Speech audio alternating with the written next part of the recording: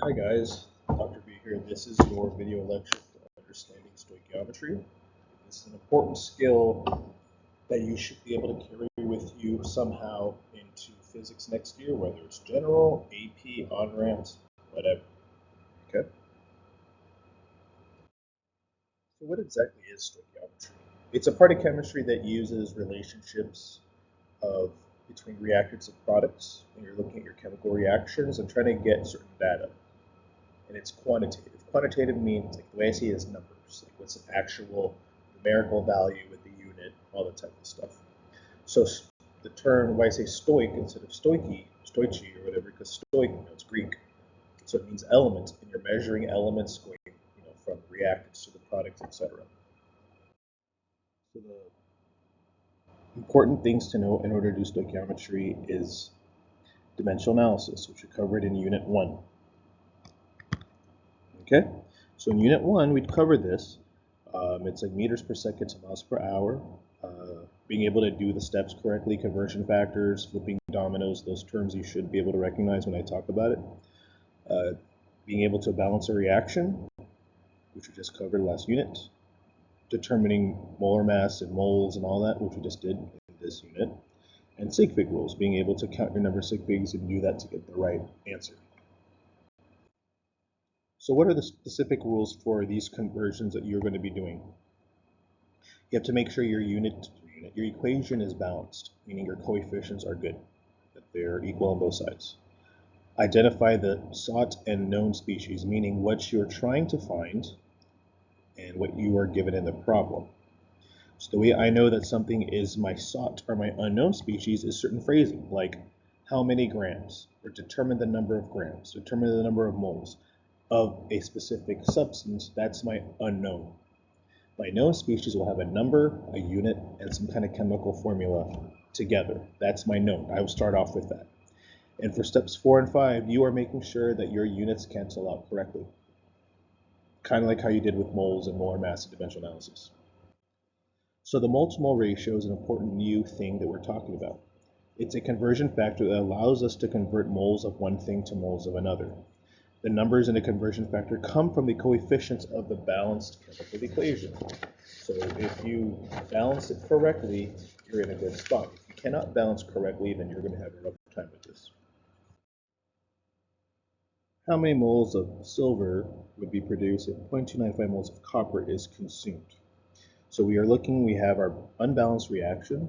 The parentheses, things in parentheses are the states of matter these things are in. So solid for S, AQ means aqueous, meaning it's dissolved in water. You don't have to balance that per se, if it's just telling you what it is based on the question. So how many moles would be produced of Ag would be produced if 0.295 moles of copper is consumed? So our first step is to balance.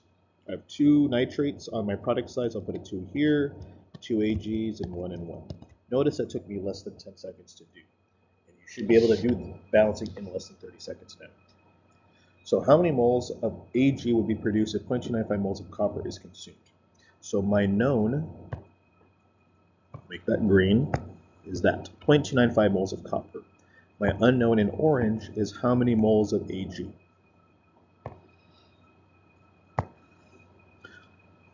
For these first few practice questions, up until I get to another, I'll show you in a little bit, but for now these can be done in 2 steps. So 0.295 moles of copper over 1, because it's not per anything or slash anything, and lucky for us, all of these are over 1. Do not put 1 mole of Ag on the bottom. That's incorrect.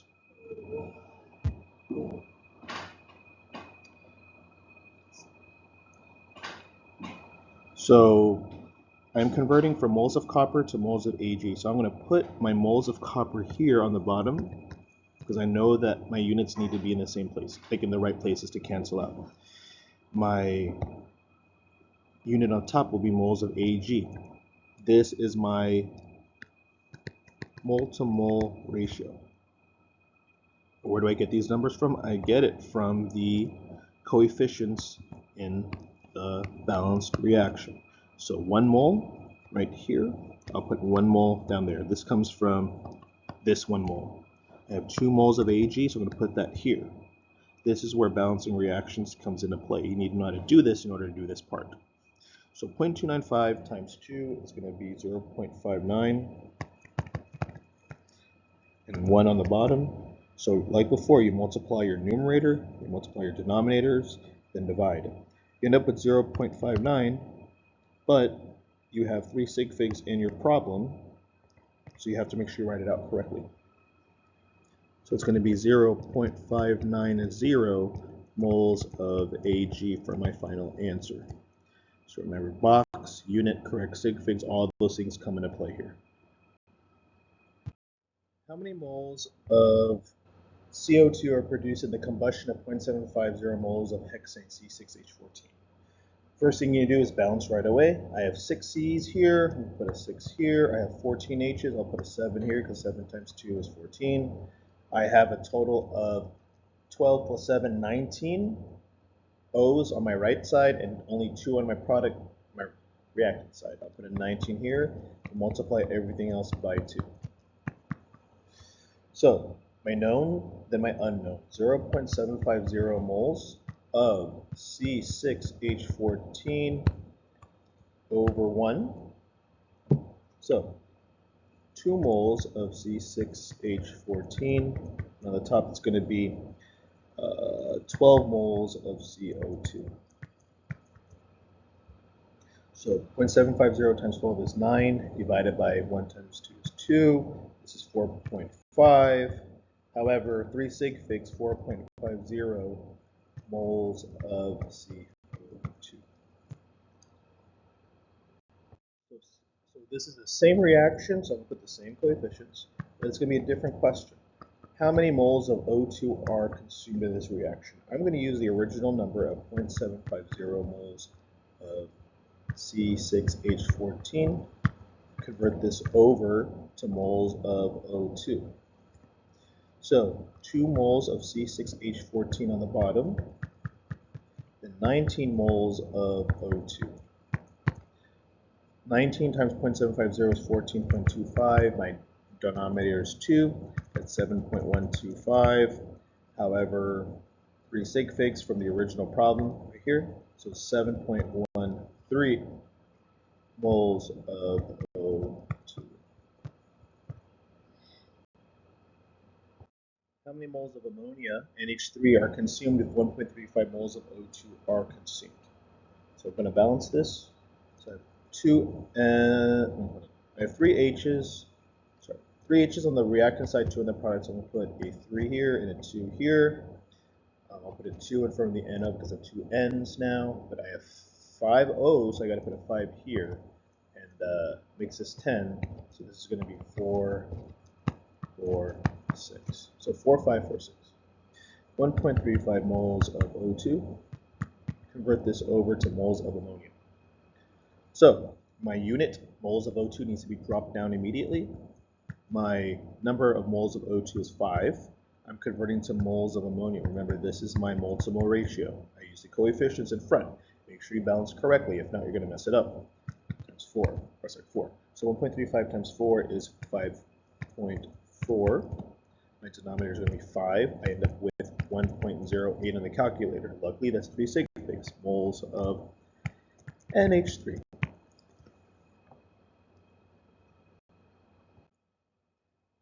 So same coefficients, 4, 5, 4, 6. So 1.35 moles of O2. Convert this over to moles of water. 5 moles of O2, 6 moles of H2O. Because that's my only thing I'm converting to. Moles to moles is 2 steps.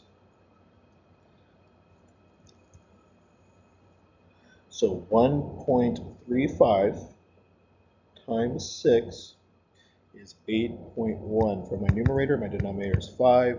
This is going to equal 1.62 moles of H2O. So now we're going to look at mole to mass and mass to mole and even mass to mass conversions. So we have to start with our known mass or known number of moles and then convert to the thing we're trying to find. And this is going to go beyond 2 steps. This is going to be potentially 3 and 4 steps as well. So you need to pay attention if you're watching this at home, or if you're watching this like to review, you need to pay attention, follow along, people, ladies and gentlemen. Whoever's listening, I don't know, maybe ladies are listening to it, I don't know. Carbon reacts with sulfur dioxide to form carbon disulfide and carbon dioxide. How many grams of CO2 would be produced if 0.852 moles of carbon is completely consumed by sulfur dioxide? So first things first, I need to balance my reaction. So the C's are kind of weird. The S's kind of stand out to me, so I'm going to focus on that first. I have 2 S's here. I have 1 on my reactant side. I'll put a 2 here. I have 4 O's, so I'm going to put a 2 in front of here. Right now I have 2 carbons and 1 carbon. Luckily, carbon is by itself, so I'm going to put a 3 here. Remember, carbon is not a diatomic element. That's why it can be by itself. So I'm going to start off with, I'm going to highlight some stuff here first. My known is 0.852 moles. My unknown is going to be grams of CO2. So let's see. 0.852 moles of carbon over 1. I look and I see that I have moles of carbon here. That means moles of carbon needs to be on the bottom. Looking at this, I see that I need to get to grams of CO2, but I can't do that just yet because I'm still in moles of Cl with my units technically. So I'm going to use my mole to mole ratio to switch from moles of carbon to moles of CO2 first. So remember though, that when we do this, we get our numbers from the coefficients. So I look and I see that I have 2 moles of CO2 here. So I'm going to put my 2 here. For my moles of C, I have a 3 up here. So I'm going to put a 3 down here. Now I'm in the correct units for now because I'm out of carbon, but I got to get to grams of CO2. So how do I do that? So moles of CO2 on the bottom, then I'm going to use my molar mass on top to convert to grams. So remember, you get your molar mass from the periodic table. So in 1 mole of carbon, you have 44.01 grams of carbon dioxide. Sorry about that. So I multiply across because I'm now in the final unit of grams of CO2. I bet. So I multiply across, it's like 74.99304. My denominator is going to be 3. I divide the 2. I end up with 24.99768, something like that. I have a total of 3 significant figures in my problem, so this becomes 25.0 grams of CO2.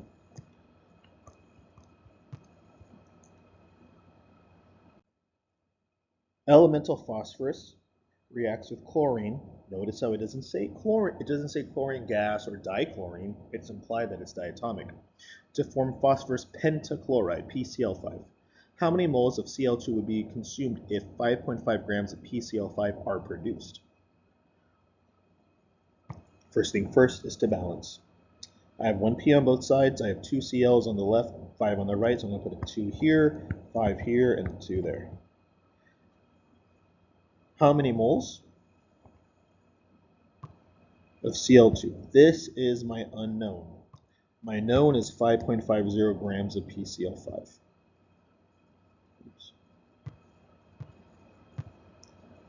5.50 grams of PCl5 over 1. So I got to get out of my grams of PCl5, and that will be down here. Remember, when you're using the grams, it's the molar mass of 1 mole of PCl5. The molar mass is going to be 208.22, like on your quiz, grams per mole. However, I want to get to moles of Cl2. I cannot do that yet because I'm still in moles of PCl5 technically. So these grams and PCl5 are canceled out. So I still need to put down moles of PCl5 here, but luckily I can use this as my mole to mole ratio to get out of moles of PCl5 and go to moles of Cl2. So 5 moles and then 2 moles. 5 moles, again, comes from the top. Am I in what I need to be in? Yes, I am actually. Moles of Cl2. Double the parallel lines means equals, so I multiply the numerators. 27.5, my denominator 416.44, 0.06603 when I do the calculation. So for 3 sig figs, 0.0660 moles of Cl2.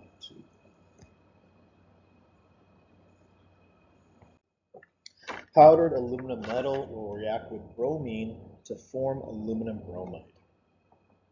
What mass of Br2 will be consumed from 0.25 grams of Al? So notice here, this is actually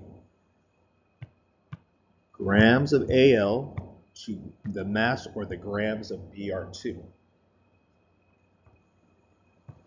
What I got to do first? I have to balance. So really quick, I have 2 and 3 on either side for the bromine, so I'm going to put a 3 here and a 2 here and make it 6 each, put a 2 in front of the Al. So 0.25 grams of Al is my known. It's automatically over 1. I need to put grams of Al on the bottom so I can cancel out eventually. And in the grams of Al, it's the moles of Al. So you can't switch from one thing to another, grams to grams in the same fraction, because technically it's one, it's incorrect, and two, you may have a different number of moles from your mole to mole ratio.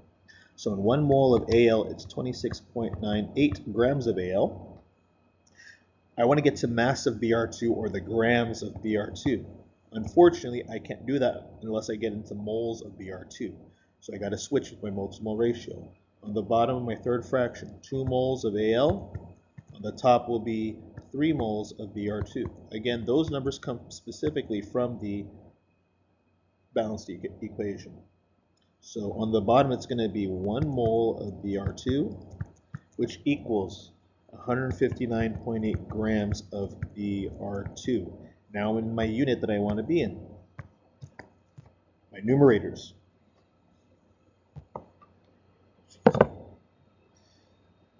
.25 times 3 times 159.8. 119.85 divided by 53.96 equals 2.221 something, 2 sig figs, 2.2 grams of Br2.